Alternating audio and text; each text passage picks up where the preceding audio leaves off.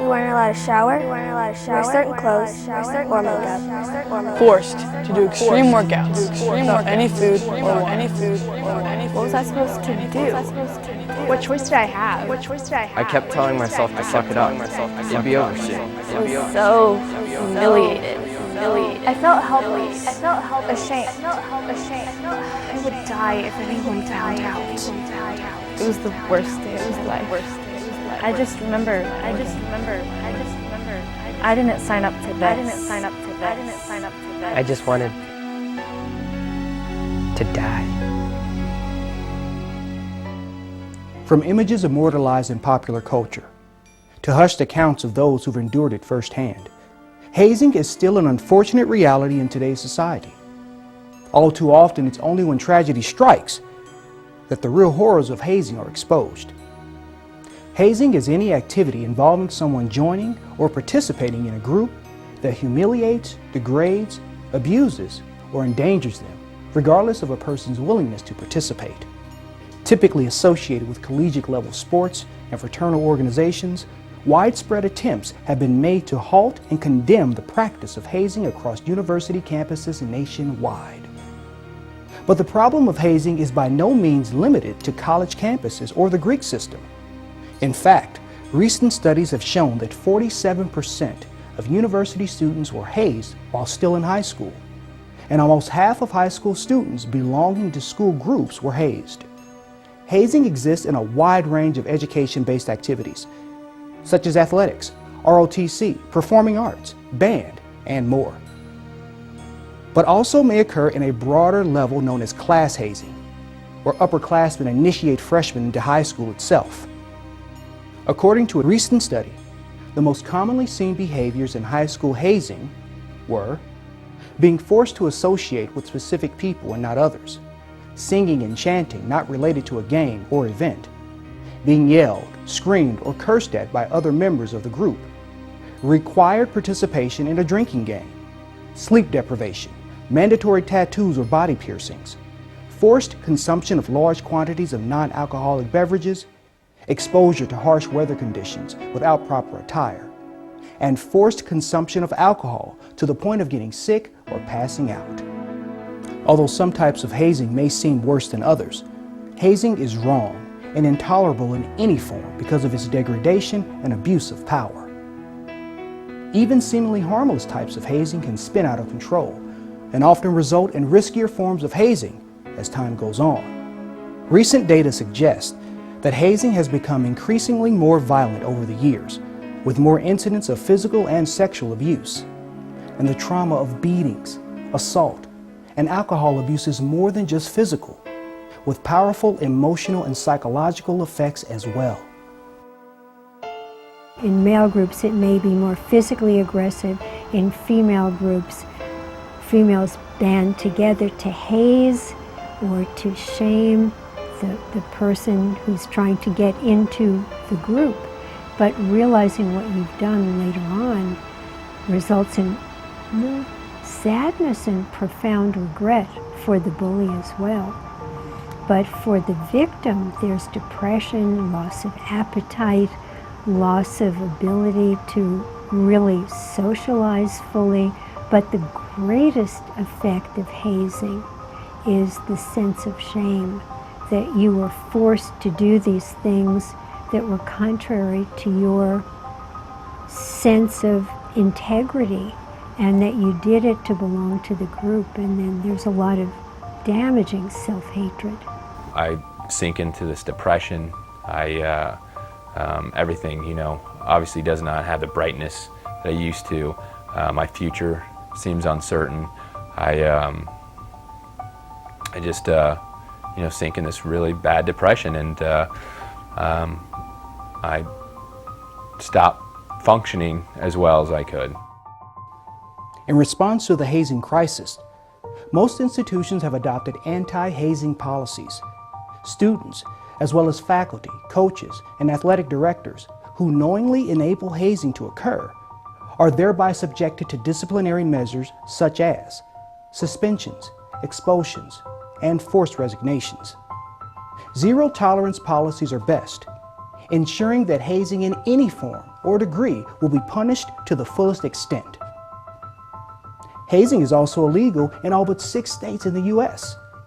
Some states, like New York, have strict laws to criminally punish offenders, while others, like Minnesota, also make it easier for victims to find justice in civil suits. Regardless of a state's anti-hazing laws, activities often associated with hazing may still have implications of their own. For example, underage drinking, substance abuse, physical and sexual assault, or even wrongful death. If you think hazing promotes group bonding, think again. Hazing separates groups into different categories and ranks. If group bonding is truly desired, there are much better, more positive strategies. Try raising money as a group, hosting charity drives or community service projects, having group dinners and award ceremonies, anything where the group is working towards a common goal. And if you fear breaking certain traditions of your particular school or group, just remember that hazing is never a requirement for participation in any education-based activity or sport. It's almost certainly against the law. But if in doubt whether or not a group activity is hazing, ask yourself the following questions. Is alcohol involved? Will current members refuse to participate with the new members and do exactly what they're asked to do? Does the activity risk emotional or physical abuse? Is there risk of injury or question of safety? Do you have any reservation describing the activity to your parents, teachers, or coaches? Would you object to the activity being photographed for the school newspaper? If the answer to any of the questions is yes, the activity is most likely hazing. If you or someone you know is involved in any type of hazing, do the right thing and report it. Whether it is to a parent, teacher, or coach, in person or anonymously, just tell someone. It's never too late to make a difference. Thank you, Ms. Kessick. So, does anybody have any questions? Yes. Were you ever hazed?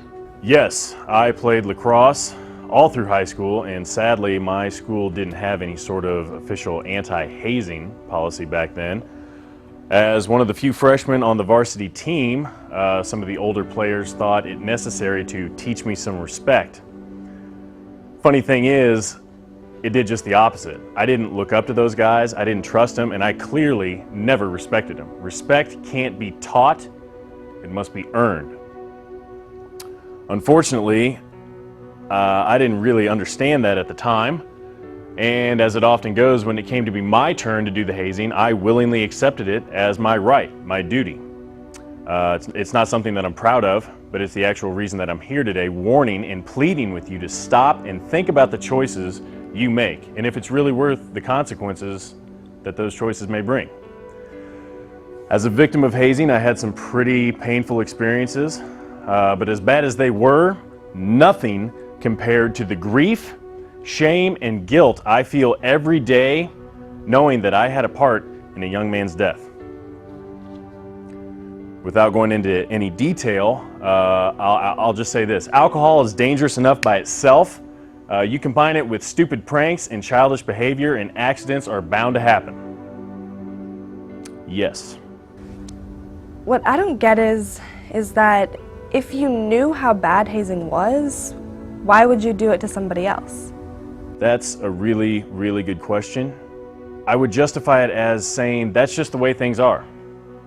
That's the way they've always been. I suffered through it and came out all right. Now it's my turn to have some fun. But it wasn't all right. And as it turns out, humiliating and torturing people isn't fun. It takes a tremendous lack of self-esteem to berate and abuse people that way.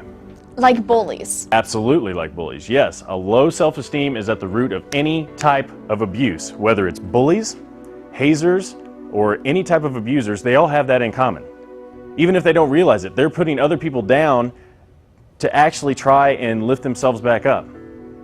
And the problem is, and I know this firsthand, is that you just end up feeling worse about yourself. It's a vicious cycle for both you and your victims, who are ultimately more likely to become abusers themselves. An added danger of hazing, however, is that when people come together as part of a group, they do things that they would have never thought of doing alone.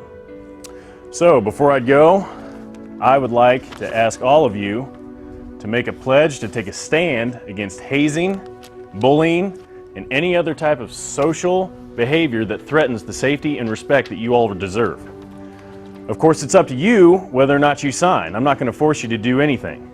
But remember, participation in school activities is not a right.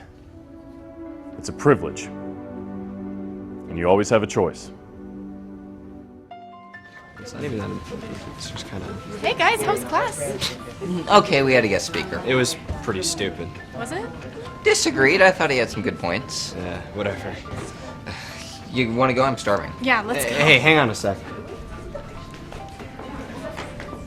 You're not thinking about changing our plans for the weekend, are you? Actually, that's exactly what I'm thinking. Come on, man. You're not gonna let that guy scare you. I mean, think about it. If you really think about it, it's dumb. I mean, what's the point? Look, man, no one's gonna get hurt. There's no alcohol involved. Nothing bad is gonna happen. Just some good old-fashioned fun. Doesn't really matter what you call it. We're still talking about hazing here. Shut up. I mean, it's not worth getting suspended or getting kicked off the team. You're really gonna try and lose your scholarship? For what? Guess you're right. You know I am. Luke, are you ready? Yeah. And besides, I got better things to do with my time. Come on.